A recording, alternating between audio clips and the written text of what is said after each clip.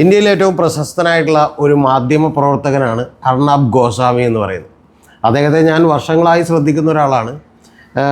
Times നൗവിലുണ്ടായിരുന്നപ്പോഴും അതിനുശേഷം അദ്ദേഹം republic തുടങ്ങിയപ്പോഴൊക്കെ തന്നെ അദ്ദേഹം വളരെ പ്രശസ്തനായിരുന്നു എന്നുള്ളത് നിങ്ങൾ മറന്നുപോകരുത്.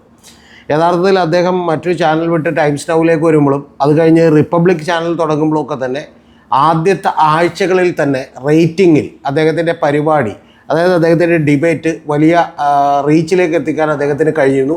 ചാനൽ പോലും ആദ്യത്തെ മാസത്തിൽ തന്നെ നമ്പർ 1 ചാനലായി മാറിയിരുന്നു എന്നുള്ളത് നിങ്ങൾ മറന്നുപോകരുത്. അപ്പോൾ ആ സമയത്തെല്ലാം തന്നെ അർണബ് ഗോസ്വാമി ഉപയോഗിച്ചിരുന്നത് എന്ന് പറഞ്ഞാൽ വളരെ കൃത്യമായി നരേന്ദ്രമോദിക്കും അതുപോലെ തന്നെ BJP ഗവൺമെൻറ്റിനും ഒക്കെ ഓശാന പാടുന്ന ഒരു പരിപാടികളാണ് നടത്തിക്കൊണ്ടിരുന്നത്. കൂടാതെ അദ്ദേഹം ഏതാണ്ട് 100 ദിവസങ്ങളിൽ നടത്തിയിട്ടുള്ള ഡിബേറ്റ് ഒരു തവണ ഞാനെടുത്ത് വിശകലനം ചെയ്തിരുന്നു. ആ 100 ദിവസങ്ങളിലെ ഡിബേറ്റിൽ ഏതാണ്ട് 72 എണ്ണവും പോലും പ്രതിപക്ഷത്തിനെതിരെയുള്ള കുന്തമുനകളും അല്ലെങ്കിൽ അതിനെതിരെയുള്ള ചർച്ചകളുമാണ് അദ്ദേഹം നയിച്ചുകൊണ്ടിരുന്നത് എന്നുള്ളത് എന്നെ അത്ഭുതപ്പെടുത്തിയിരുന്നു. പക്ഷേ എന്നിട്ട് പോലും അത് റേറ്റിങ്ങിൽ നമ്പർ 1 നിൽക്കുന്നത് എന്നെ അത്ഭുതപ്പെടുത്തിയിരുന്നു. പക്ഷേ ഈ അടുത്ത കാലത്തായി നമ്മുടെ അർണബ് ഗോസ്വാമി ചുവട് മാറിയിരിക്കുന്നു എന്നുള്ളതാണ് കഴിഞ്ഞ ഒരു മാസമായി നോക്കുമ്പോൾ കാണുന്നത്. കാരണം അദ്ദേഹം കേന്ദ്ര ഗവൺമെൻറ്റിനെയും BJPയും ഒക്കെ തന്നെ അതിനിശ്ചിതമായി വിമർശിക്കാൻ തുടങ്ങിയിരിക്കുന്നു. ഷെയ്ം ഓൺ യു BJP എന്നുള്ള നിലക്കുള്ള ചില വാചകങ്ങളൊക്കെ പറയാൻ തുടങ്ങിയിരിക്കുന്നു എന്നുള്ളതാണ് വാസ്തവം. അപ്പോൾ അതിൽ ഏറ്റവും പ്രധാനപ്പെട്ട കാര്യം എന്താണ് എന്നുള്ളത് നമുക്കൊന്ന് പരിശോധിക്കാം. നിരവധി വിശകലനങ്ങൾ അതുമായി ബന്ധപ്പെട്ട് വരുന്നുണ്ട്. ഇതൊരു തന്ത്രപരമായ അടവ് മാത്രമാണ്. നരേന്ദ്രമോദി അദ്ദേഹം അതിഗംഭീരമായൊന്നും ഇപ്പോഴും വിമർശിക്കുന്നില്ല, വളരെ ചെറിയ ചെറിയ വിഷയങ്ങളാണ് എടുക്കുന്നത് എന്നൊക്കെ പറയുന്ന ആളുകളുണ്ട്. പക്ഷേ ഞാൻ വിചാരിക്കുന്നത് ഇത് അദ്ദേഹത്തിൻ്റെ മാറ്റത്തിൻ്റെ തുടക്കമാണ് എന്നുള്ളതാണ്. അദ്ദേഹം വീണ്ടും തിരിച്ചു പോകുകയില്ല എന്നൊന്നും പറയാൻ ഞാൻ ആളല്ല, കാരണം അത്രമാത്രം വിശ്വാസമൊന്നും അദ്ദേഹത്തിനില്ല. പക്ഷേ പ്രധാനപ്പെട്ടൊരു കാര്യം എന്ന് പറയുന്നത് അദ്ദേഹത്തിന് ഈ പറയുന്ന റേറ്റിങ്ങിൻ്റെ കാര്യത്തിൽ, ബാർക്ക് റേറ്റിങ്ങിൻ്റെയൊക്കെ കാര്യത്തിൽ വലിയ പ്രശ്നങ്ങൾ നേരിടുന്നു. ഇപ്പോൾ യഥാർത്ഥത്തിൽ റിപ്പബ്ലിക് TVയുടെ പ്രത്യേകിച്ചും ഇംഗ്ലീഷ് ചാനലൊക്കെ തന്നെ 3-മോ 4-മോ ആണ് എന്നുള്ളത് നിങ്ങൾ തിരിച്ചറിയണം. അതിലേക്ക് നയിച്ചിട്ടുള്ള ഒരു കാര്യമെന്ന് പറയുന്നത് ഏറ്റവും ആദ്യത്തേത് ഇപ്പോൾ CNN ന്യൂസാണ്, News 18. അതിൻ്റെ ഉടമ ആരാണെന്ന് നമുക്കെല്ലാം അറിയാം. അത് അംബാനിയാണ് എന്നുള്ളത് നമുക്കറിയാം. അതാണ് ഇപ്പോൾ നമ്പർ 1 ആയിട്ട് നിൽക്കുന്നത്. രണ്ടാമത്തത് ആജ്തക് എന്ന് പറയുന്ന ചാനലുണ്ട്. കൂടാതെ നമുക്കറിയാം അദാനിയുടെ തന്നെ NDTV, അതും വലിയ തോതിൽ വളർച്ച കാണിക്കുന്നുണ്ട് എന്നുള്ളത് നമുക്കറിയാം. എന്ന് പറഞ്ഞാൽ പ്രത്യക്ഷത്തിൽ നരേന്ദ്രമോദിക്കോ BJPക്കോ ഒന്നും പേടിക്കാനില്ല. പക്ഷേ യഥാർത്ഥത്തിൽ ഈ പറയുന്ന റിപ്പബ്ലിക് TVയുടെ അപ്രമാദിത്വം ആകെപ്പാടെ തകർന്നിരിക്കുന്നു എന്നുള്ളതാണ് വാസ്തവം. അപ്പോൾ അത്തരത്തിൽ തന്നെ ഒരു ഹിന്ദുത്വ അജണ്ടകൾക്ക് വേണ്ടിയിട്ട് സംസാരിക്കാൻ വേണ്ടി വേറെ നിരവധി ആളുകൾ കൂടി ഉണ്ടായിരിക്കുന്നു. അപ്പോൾ അതുകൊണ്ട് തന്നെ അർണബ് ഗോസ്വാമിയെ വലിയ തോതിലൊന്നും ആവശ്യമില്ല എന്നുള്ള ലെവലിലേക്ക് വന്നിരിക്കുന്നു. ഇത് പറയുമ്പോൾ കേരളത്തിൽ ഏതാനും ചില യൂട്യൂബുകൾക്കൊക്കെ സംഭവിക്കാനിരിക്കുന്നത് ഇതാണ്. കാരണം അവരൊക്കെ തന്നെ ഹിന്ദുത്വ അജണ്ടയുടെ വലിയ പോപ്പുലറായിട്ടുള്ള യൂട്യൂബ് ചാനലുകളൊക്കെ തന്നെ ഹിന്ദുത്വ അജണ്ടയുടെ വലിയ പ്രൊപ്പഗാണ്ട നയിക്കുന്ന ആളുകളായൊക്കെ മാറുകയും, പക്ഷെ അവരെക്കാൾ മോശപ്പെട്ട രീതിയിൽ നുണ പറയാനും അതുപോലെ തന്നെ കുറച്ചുകൂടി വർഗീയത വിളമ്പാനും ഒക്കെ മറ്റ് ചാനലുകളൊക്കെ തയ്യാറാകുമ്പോൾ കേരളത്തിലും അത്തരത്തിലുള്ള ചില ചാനലുകളൊക്കെ വലിയ പ്രതിസന്ധിയെ നേരിടുന്നുണ്ട് എന്നുള്ളത് കാത്തിരുന്ന് നമുക്ക് കാണാവുന്ന ഒരു കാര്യമാണ്. ഇപ്പം തന്നെ സശ്രദ്ധ വീക്ഷിക്കുന്നവർക്കറിയാം, ഇനി കുറച്ചുകൂടി കഴിഞ്ഞാൽ അത് കുറച്ചുകൂടി എവിഡൻ്റായി പുറത്തേക്ക് വരും. അത്തരത്തിലുള്ളൊരു ക്രെഡിബിലിറ്റിയിലെ ലോസ് വലിയ തോതിൽ ഈ പറയുന്ന പോലെ അർണബ് ഗോസ്വാമിക്ക് ഉണ്ടായിരിക്കുന്നു. കാരണം നിരന്തരമായി ഗോദി മീഡിയയുടെ ആളെന്നുള്ള നിലക്ക് മോദിയെയും അതുപോലെ നരേന്ദ്രമോദിയും പുകഴ്ത്തുകയും യഥാർത്ഥത്തിൽ ഈ വാദ്ര കോൺഗ്രസ് എന്ന് പറഞ്ഞ് കോൺഗ്രസിനെ വിളിക്കുകയും സോണിയാഗാന്ധി അദ്ദേഹത്തെ ആക്രമിക്കാൻ വേണ്ടി ഗുണ്ടകളെ അയച്ചു എന്നൊക്കെ പറയുന്നതൊക്കെ നിങ്ങൾക്ക് ഓർമ്മയുണ്ടാവും അദ്ദേഹം അറ്റാക്ക് ചെയ്യപ്പെട്ട കേസിൽ. അപ്പോൾ ഇതൊക്കെ ഏതാണ്ട് ആളുകൾക്ക് മടുത്തിരിക്കുന്നു എന്നുള്ളതാണ്. ഇപ്പോൾ ഏറ്റവും ഒടുവിലുണ്ടായിട്ടുള്ള പ്രകോപനം എന്ന് പറയുന്നത് വ്ളാദിമിർ പുട്ടിൻ്റെ റഷ്യയുടെ സന്ദർശനവുമായി ബന്ധപ്പെട്ട് യഥാർത്ഥത്തിൽ ഇദ്ദേഹത്തിന് വലിയ ഇൻ്റർവ്യൂ ഒന്നും കിട്ടിയില്ല. പക്ഷേ അതിനു മുമ്പ് ഇസ്രായേലിലെ പ്രധാനമന്ത്രിയായിട്ടുള്ള ബെഞ്ചമിൻ നെതന്യാഹു വന്നപ്പോൾ അദ്ദേഹത്തിനാണ് ഏറ്റവും ആദ്യത്തെ ഇൻ്റർവ്യൂ ഒക്കെ കിട്ടിയത് എന്നുള്ളത് നമ്മൾ ആലോചിക്കണം. ഇതിലെ ഒരു ചരിത്രവും ഇപ്പം നടന്ന സംഭവങ്ങളും കൂടി നമ്മൾ പരിശോധിച്ചാൽ കുറേ കൂടി കൃത്യമായിട്ട് നിങ്ങൾക്ക് വ്യക്തമാകും. 2014 ജാനുവരിയിൽ ഏറ്റവും ആദ്യത്തെ ഒരു അഭിമുഖം അദ്ദേഹം എടുക്കുന്നുണ്ട്. യഥാർത്ഥത്തിൽ നിങ്ങൾ അറിയേണ്ടത് രാഹുൽ ഗാന്ധിയുടെ ഏറ്റവും ആദ്യത്തെ ഒഫീഷ്യൽ ഇൻ്റർവ്യൂ ആണത്. ആ ഇൻ്റർവ്യൂ മുഴുവനായിട്ട് കണ്ടവർക്കറിയാം, അന്ന് 43 വയസ്സുള്ള രാഹുൽ ഗാന്ധിക്ക് അത്ര കൃത്യമായി പെർഫോം ചെയ്യാൻ പറ്റിയില്ലെന്ന് മാത്രമല്ല യഥാർത്ഥത്തിൽ അർണബ് ഗോസ്വാമി അഴിഞ്ഞാടുകയാണ് ചെയ്തിട്ടുള്ളത്. അപ്പോൾ അത് കോൺഗ്രസിനെ തന്നെ വലിയ തോതിൽ പ്രതിരോധത്തിലാക്കുന്ന ഒരു ഇൻ്റർവ്യൂ ആയി മാറി. അതായത് നരേന്ദ്രമോദിക്ക് എതിരാളികളില്ല എന്ന് തെളിയിക്കാൻ ഏതാണ്ട് അതിലൂടെ കഴിഞ്ഞിരുന്നു. അതിനുശേഷം അദ്ദേഹം ഒരു ജിഹാദി കോൺഗ്രസ് എന്നും അർബൻ നക്സലുകളുടെ കോൺഗ്രസ് എന്നും പിന്നെ വാദ്ര കോൺഗ്രസ് എന്നും അഴിമതിയുടെ കോൺഗ്രസ് എന്നും ഒക്കെ പറഞ്ഞ് കോൺഗ്രസിനെതിരെ പറയാത്ത കാര്യങ്ങളൊന്നുമില്ല. അതിനുശേഷം ഈ കഴിഞ്ഞ ഒരു മാസമായി ഇദ്ദേഹം വലിയ തോതിലുള്ളൊരു ചാഞ്ചാട്ടമാണ് നടത്തിയിരിക്കുന്നത്. ആ ചാഞ്ചാട്ടം എന്ന് പറയുന്നത് ഡൽഹിയിലെ വിഷപ്പുക എന്ന് പറയുന്നതുമായി ബന്ധപ്പെട്ട് അദ്ദേഹം വലിയ തോതിലുള്ള ഹാഷ്ടാഗ് ക്യാമ്പയിൻ നടത്തുകയും ഭൂപേന്ദ്ര യാദവ് എന്ന് പറയുന്ന എൻവയോൺമെൻറ്റ് മിനിസ്റ്റർ എവിടെയാണ് ഒളിച്ചിരിക്കുന്നത് എന്ന് ചോദിക്കുകയും രേഖാ ഗുപ്ത എന്ന് പറയുന്ന BJPയുടെ മുഖ്യമന്ത്രിക്കെതിരെ പോലും ആഞ്ഞടിക്കുകയും ചെയ്തുകൊണ്ടാണ് അദ്ദേഹം ഏറ്റവും ആദ്യം വായു മലിനീകരണത്തെക്കുറിച്ച് അതിഗംഭീരമായിട്ടുള്ള പ്രകടനം നടത്തിയത്. കൂടാതെ ഈ പറയുന്ന രക്തമാറ്റത്തിനിടെ 6 കുട്ടികൾക്ക് HIV ബാധിച്ചതുമായിട്ടൊക്കെ ബന്ധപ്പെട്ട് ഇദ്ദേഹം ഇതിനെ ഉപമിക്കുകയും ഇത്തരത്തിൽ ഒരു വായു മലിനീകരണം വലിയ പ്രധാനപ്പെട്ട ഇഷ്യൂ ആക്കി മാറ്റുകയും ഒക്കെ ചെയ്തു എന്ന് മാത്രമല്ല, ഒരു പടി കൂടി കടന്ന് അദ്ദേഹം ഏതാണ്ട് രാജ്യദ്രോഹി എന്ന് പറയാവുന്ന BJPക്കാരൊക്കെ വിളിക്കാവുന്ന സ്റ്റാറ്റസിലേക്ക് എത്തി. അതിൽ അദ്ദേഹം പറഞ്ഞത് നേപ്പാളിലെ ആഡംബര ഷോകളൊക്കെ തന്നെ ഈ പറയുന്ന ജൻസി പ്രക്ഷോഭത്തെ വിളിച്ചു വരുത്തിയതാണ്. അതായത് നേപ്പാളിലെ രാഷ്ട്രീയക്കാരൊക്കെ നടത്തിയിട്ടുള്ള ഗുച്ചി ബാഗുകളും അവരുടെ മക്കളും ഒക്കെ നടത്തിയിട്ടുള്ള വലിയ ആഡംബര കാറുകളിൽ വന്നിറങ്ങുന്നതായിട്ടുള്ള ഷോകളൊക്കെ തന്നെ ജൻസി പ്രക്ഷോഭത്തെ വിളിച്ചു വരുത്തിയത് അവരാണ്. അത്തരത്തിലുള്ള ഒരു കാര്യത്തിലേക്ക് ഇന്ത്യ നീങ്ങുകയാണ് എന്ന് വരെ യഥാർത്ഥത്തിൽ അർണബ് ഗോസ്വാമി പറഞ്ഞു വെച്ചു. അദ്ദേഹം പറഞ്ഞ പ്രധാനപ്പെട്ട ഒരു കാര്യം, സ്വന്തം മകൻ്റെ കല്യാണത്തിന് ഒരു BJPയുടെ MLA, മഹാരാഷ്ട്രയിലെ MLA 70 ലക്ഷം രൂപയുടെ പടക്കം പൊട്ടിച്ചു എന്നുള്ളതടക്കം അദ്ദേഹം വലിയ അതിനിശ്ചിതമായിട്ടുള്ള വിമർശനത്തിന് ഇരയാക്കി. പക്ഷേ ഇതൊക്കെ പറയുമ്പോൾ പോലും അദ്ദേഹം വളരെ പ്രധാനപ്പെട്ട പല ഇഷ്യൂസും, നരേന്ദ്രമോദിയെ കടന്നാക്രമിക്കുന്ന പല ഇഷ്യൂസും എടുത്തിട്ടില്ല എന്നുള്ളത് കൂടി നിങ്ങൾ കാണണം.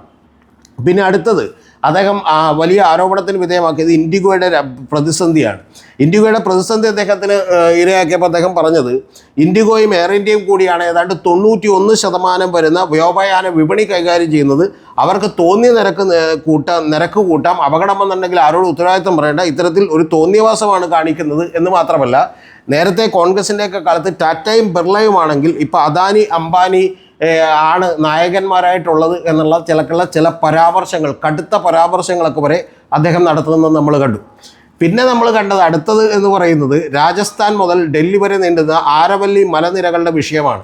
ആ മലനിരകളുടെ വിഷയവുമായിട്ട് ബന്ധപ്പെട്ട് അവിടെ കൂടുതൽ ഖനനം നടത്താൻ ഗവൺമെൻറ് അനുമതി കൊടുത്തിരിക്കുന്നു. 100 മീറ്റർ ഉയരമുള്ള കുന്നുകളെ മാത്രം ഈ പറയുന്ന പോലെ അതിൻ്റെ പരിധിക്ക് പെടാതെ നിർത്തിയിരിക്കുന്നു എന്ന് പറഞ്ഞാൽ കോർപ്പറേറ്റുകൾ ശതകോടികൾ സമ്പാദിച്ചുകൊണ്ട് യഥാർത്ഥത്തിൽ ഡൽഹിയുടെയൊക്കെ ഒരു ജലസ്രോതസ്സിനെ തന്നെ കൊന്നുകളയാനാണ് ഇവർ തീരുമാനിക്കുന്നത് എന്ന് പറയുന്ന വിമർശനം ഉയർത്തി. അപ്പോൾ ഇത്തരത്തിലുള്ള വലിയ വിമർശനങ്ങളാണ് യഥാർത്ഥത്തിൽ ഈ പറയുന്ന അർണബ് ഗോസ്വാമി ഉയർത്തിക്കൊണ്ടിരിക്കുന്നത്. യഥാർത്ഥത്തിൽ സംഘപരിവാറുകാരാണ് ഇദ്ദേഹത്തെ ഉയർത്തിക്കൊണ്ടിരുന്നത്. പക്ഷേ അവരൊക്കെ താൽക്കാലികമായി ഇതിൽ നിന്ന് പിൻവാങ്ങിയിരിക്കുന്നു. ഇതിന് ചില നരേറ്റീവ്സൊക്കെ ഉണ്ട്. എന്ന് പറഞ്ഞാൽ RSS മോദിയെ മാറ്റാൻ തീരുമാനിച്ചിരിക്കുന്നു, അതുകൊണ്ട് RSSനോട് അർണബ് ഗോസ്വാമി ചേർന്ന് നിൽക്കുന്നതുകൊണ്ടാണെന്നൊക്കെ പറയുന്നവരുണ്ട്. പക്ഷേ ഞാനതൊന്നും വിചാരിക്കുന്നില്ല. ഞാൻ വിചാരിക്കുന്ന ഒരു കാര്യമെന്ന് പറയുന്നത് അദ്ദേഹത്തിൻ്റെ ബിസിനസ് വലിയ തോതിൽ നഷ്ടമായിരിക്കുന്നു. ആ നഷ്ടപ്പെട്ട ബിസിനസ് കൂടുതൽ വളർത്തണമെന്നുണ്ടെങ്കിൽ ഒരു ലിബറലുകളായിട്ടുള്ള ആളുകൾ കൂടി തൻ്റെ ചാനലുകൾ കാണണമെന്നും താൻ ഒരു സൈഡ് മാത്രമല്ലെന്നൊക്കെ അദ്ദേഹത്തിന് പ്രൂവ് ചെയ്യേണ്ട അവസ്ഥയിലേക്ക് എത്തിയിരിക്കുന്നു. അല്ലെങ്കിൽ അതിനേക്കാൾ ഗംഭീരമായി, തന്നേക്കാൾ ഗംഭീരമായി നുണ പറയാനും അല്ലെങ്കിൽ തന്നേക്കാൾ ഗംഭീരമായി സംഘപരിവാറിൻ്റെ അജണ്ടകൾ പറയാനും ഒക്കെയുള്ള മറ്റ് ചില പത്രപ്രവർത്തകർക്ക്, മാധ്യമപ്രവർത്തകർക്ക് വലിയ രീതിയിലുള്ള ഒരു പരിഗണന ഇവർ കൊടുക്കുന്നു എന്നുള്ളതാണ്. അതൊക്കെ നമ്മൾ അദ്ദേഹത്തിൻ്റെ ചില വാക്കുകൾ സൂക്ഷ്മമായി നിരീക്ഷിച്ചാൽ കാണാം. ഉദാഹരണത്തിന് സുധീർ ചൗധരി എന്ന് പറയുന്ന ഒരു ജേർണലിസ്റ്റുണ്ട്. അദ്ദേഹം യഥാർത്ഥത്തിൽ നമുക്കറിയാം നേരത്തെ സി ന്യൂസിൻ്റെ ആങ്കറായിരുന്നു. DNA എന്ന് പറയുന്ന പരിപാടിയിലൂടെ വളരെ ഫേമസ് ആയിട്ടുള്ള ഒരാളാണ്. അതിനുശേഷം അദ്ദേഹം ആജ് തക്കിൽ വളരെ പ്രൈം ഷോ ആയിട്ടുള്ള ബ്ലാക്ക് ആൻഡ് വൈറ്റ് എന്ന് പറഞ്ഞ പരിപാടി നടത്തിയിരുന്നു. അതിലൂടെയൊക്കെ ഫേമസ് ആയിട്ടുള്ള സുധീർ ചൗധരിയാണ്. കൂടാതെ അദ്ദേഹം കോൺഗ്രസിൻ്റെ MP നവീൻ ജിൻഡാലിൻ്റെ കമ്പനിയിൽ നിന്ന് 100 കോടി രൂപ, ചെറിയ എമൗണ്ട് അല്ല കേട്ടോ നിങ്ങൾ അറിയേണ്ടത്, ഒരു മാധ്യമപ്രവർത്തകൻ ആവശ്യപ്പെട്ടു എന്ന് പറയുന്നത് 100 കോടി രൂപയാണ്. 100 കോടി രൂപ അതിനെതിരായിട്ടുള്ള വാർത്തകൾ കൊടുക്കാതിരിക്കാൻ വേണ്ടി ആവശ്യപ്പെട്ടു എന്ന കേസിൽ ജയിലിൽ കിടന്ന ഒരാളാണ്. അങ്ങനെയൊക്കെ വളരെ സംഘപരിവാറിന് പ്രിയങ്കരനായിട്ടുള്ള ഒരാളാണ്. ഇപ്പോൾ അദ്ദേഹം യഥാർത്ഥത്തിൽ ദൂരദർശൻ്റെ ചീഫ് എഡിറ്ററാണ് എന്നുള്ളത് നിങ്ങൾ ആലോചിക്കണം. ആ ദൂരദർശൻ്റെ ചീഫ് എഡിറ്റർക്ക് 15 കോടി രൂപ കൊടുത്തിട്ടുണ്ട് എന്നുള്ളതാണ് ഒരു ആരോപണമുള്ളത്. അദ്ദേഹത്തിൻ്റെ സാലറിയായി 15 കോടി രൂപ കൊടുക്കുന്നു എന്നുള്ളത്. അപ്പോൾ അത്തരത്തിൽ 15 കോടി രൂപ കൊടുക്കുന്ന ആങ്കറെയും ട്രോളിക്കൊണ്ടും ആ ആങ്കറെ കൊണ്ട് പറയിപ്പിച്ചാൽ പോലും മതിയാവില്ല, പകരം ഗവൺമെൻറ് ഉത്തരം പറയണം എന്നുള്ള നിലക്കുള്ള സുധീർ ചൗധരിയെ പോലും തോണ്ടിക്കൊണ്ട് കൃത്യമായിട്ട് അർണബ് ഗോസ്വാമി രംഗത്തേക്ക് എത്തിയിരിക്കുന്നു എന്നുള്ളതാണ്. പിന്നെ മറ്റ് ചില വിഷയങ്ങളൊക്കെ കൂടി ഇദ്ദേഹം എടുത്തിട്ടുണ്ട്. ഇപ്പോൾ ഗോവയിലെ നിശ ക്ലബിൻ്റെ തീപിടുത്തവുമായി ബന്ധപ്പെട്ട് അതുപോലെ വലിയ തോതിലുള്ള സർക്കാരിനെതിരെയുള്ള വിമർശനങ്ങളൊക്കെ ഉയർത്തിയിട്ടുണ്ട്. ഈ സുധീർ ചൗധരി എന്ന് പറയുന്ന ഒരാളെ നിങ്ങൾക്ക് ഓർമ്മയുണ്ടാവും കൃത്യമായിട്ട്. കാരണം അദ്ദേഹമാണ് 2000 രൂപയുടെ നോട്ടിനകത്ത് നാനോ ചിപ്പുകൾ ഘടിപ്പിച്ചിട്ടുണ്ട് എന്നുള്ളതും പിന്നെ ജിഹാദികളുടെ ഒരു ഫ്ലോ ചാർട്ടും ഒക്കെ അവതരിപ്പിച്ചുകൊണ്ട് മുസ്ലിം വിരുദ്ധതയൊക്കെ അതിപ്രകടമായി പറഞ്ഞുകൊണ്ടിരുന്നത്. ഞാനിതൊക്കെ പറയുമ്പോൾ നമ്മുടെ കേരളത്തിലുള്ള ചില യൂട്യൂബ് ചാനലുകൾക്കൊക്കെ ഇത്തരത്തിലുള്ള ചില അവസ്ഥകൾ വരുന്നുണ്ട് എന്നുള്ളതാണ്, ഭാവിയിൽ വരാനിരിക്കുന്നുണ്ട് എന്നാണ് ഞാൻ വിചാരിക്കുന്നത്. അത് സംഘപരിവാറിന് വേണ്ടി വലിയ തോതിൽ കൊള്ളൂത്ത് നടത്തുകയും അവർക്ക് വേണ്ടി നിലകൊള്ളുകയൊക്കെ ചെയ്യുന്ന വലിയ പ്രശസ്തരായിട്ടുള്ള യൂട്യൂബ് ചാനലുകളൊക്കെ ഉണ്ട്. ആ യൂട്യൂബ് ചാനലുകളെയൊക്കെ അല്ലെങ്കിൽ അവരെക്കാളൊക്കെ കൊടിയ വിഷവും കൊടിയ വർഗീയതയും പറയാൻ കഴിയുന്ന മറ്റ് ചില യൂട്യൂബ് ചാനലുകൾ പുതിയതായിട്ട് പിറവിയെടുത്തിട്ടുണ്ട്. അപ്പോൾ അത്തരത്തിലുള്ള പിറവിയെടുക്കുന്ന ചാനലുകളൊക്കെ തന്നെ ഈ പഴയ യൂട്യൂബ് ചാനലുകൾക്കൊക്കെ വലിയ തോതിൽ ഭീഷണിയായിക്കൊണ്ടിരിക്കുന്നു എന്നുള്ളതാണ്. അത് യഥാർത്ഥത്തിൽ ഈ പറയുന്ന അർണബ് ഗോസ്വാമിയുടെ അനുഭവം അവർ കൂടി ഓർത്തു വെക്കേണ്ടതാണ്. അർണബ് ഗോസ്വാമി ഇതേവരെ BJP ഒരു കാരണത്തിലും എതിർത്തിട്ടില്ല എന്ന് മാത്രമല്ല, എതിർത്തിട്ടുള്ള കാര്യമെന്ന് പറയുന്നത് ആസാമിൽ പൗരത്വ രജിസ്റ്ററുമായി ബന്ധപ്പെട്ടും ആളുകളെ പുറത്താക്കുന്നതുമായി ബന്ധപ്പെട്ടുമൊക്കെ BJPയും സംഘപരിവാറും എടുത്തിട്ടുള്ള നിലപാടുകൾ പോരാ, പകരം യഥാർത്ഥത്തിൽ അതിനേക്കാൾ കടുത്ത നിലപാടുകൾ എടുക്കണമെന്നും അവരെ പുറത്താക്കണമെന്നും പറയുന്ന ഒരേ ഒരു വ്യത്യാസം മാത്രമേ അർണബ് ഗോസ്വാമിയും ഈ പറയുന്ന സംഘപരിവാറും തമ്മിൽ ഇതേവരെ ഉണ്ടായിട്ടുള്ളൂ എന്നുള്ളത് നിങ്ങൾ മനസ്സിലാക്കണം. ഇതൊക്കെ പറയുമ്പോൾ അർണബ് ഗോസ്വാമിക്ക് ജേർണലിസം അറിയാത്ത ഒരാളല്ല. അദ്ദേഹം പോസ്റ്റ് ഗ്രാജുവേഷൻ ആന്ത്രോപോളജി കഴിഞ്ഞ ഒരാളാണ്. അദ്ദേഹം നന്നായി സംസാരിക്കാൻ കഴിയുന്ന ഒരാളാണ്. ഗംഭീരമായി ഇംഗ്ലീഷിൽ അദ്ദേഹം ഒരു ഒറേറ്ററി സ്കില്ലുള്ള ഒരാളാണ്. അദ്ദേഹത്തിൻ്റെ നിരവധി വീഡിയോകൾ അദ്ദേഹം ചില ഡോക്ടേഴ്സിൻ്റെ പരിപാടിയിൽ പങ്കെടുത്ത് സംസാരിച്ചതടക്കം ഞാൻ വളരെ കീൻലി വാച്ച് ചെയ്തിരുന്ന ഒരാളാണ്. ഒരിടയ്ക്ക് എനിക്ക് വലിയ തോതിൽ ബഹുമാനം തോന്നിയിരുന്ന ഒരാളാണ്. അദ്ദേഹവും രാജ്ദീപ് സർദേശായുമായൊക്കെ ചേർന്ന് പല പരിപാടികൾ നടത്തിയത് ഞാൻ അന്ന് പോലെ കാണുന്ന ഒരാളാണ്. എനിക്ക് മീഡിയയോടുള്ള വലിയ താല്പര്യം കൊണ്ട് ഞാൻ അത്തരത്തിൽ കൃത്യമായി ഫോളോ ചെയ്തിരുന്ന ഒരാളാണ്. പക്ഷേ പിന്നീട് നമുക്കറിയാം അദ്ദേഹത്തിൻ്റെ ചാനലുകളിലൂടെ അദ്ദേഹം കേരളത്തെക്കുറിച്ച് പോലും വലിയ നുണകൾ പറയുന്നതൊക്കെ തന്നെ നമ്മൾ കേട്ടിരുന്നു എന്നുള്ളത് യാഥാർത്ഥ്യമാണ്. ഇതിൻ്റെ എല്ലാം ഒടുവിൽ ഇപ്പോൾ അദ്ദേഹം എന്താണെങ്കിലും കഴിഞ്ഞ ഒരു മാസമായി BJPക്കെതിരെ അദ്ദേഹത്തിൻ്റെ കുന്തമുന തിരിച്ചു വച്ചിരിക്കുന്നു.